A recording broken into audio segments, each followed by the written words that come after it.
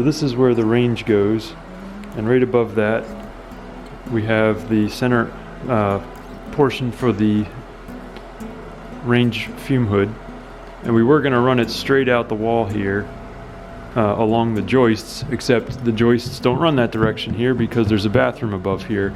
They run the opposite direction, and there's a big pipe here that we can't get around, so now we can't run the vent pipe through the ceiling. The next thing was, well, how about we run it along the wall right here and make a box? Well, we can't because the cabinet goes all the way to the ceiling in the corner.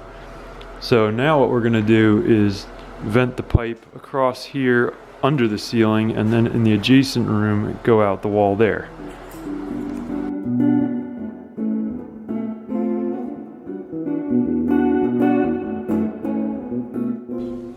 There's the duct all boxed in, ready for the vent hood.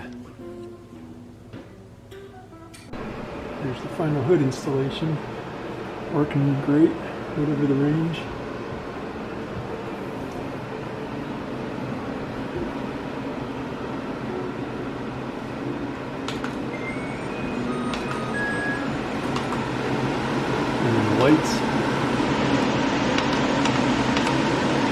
Lights are great.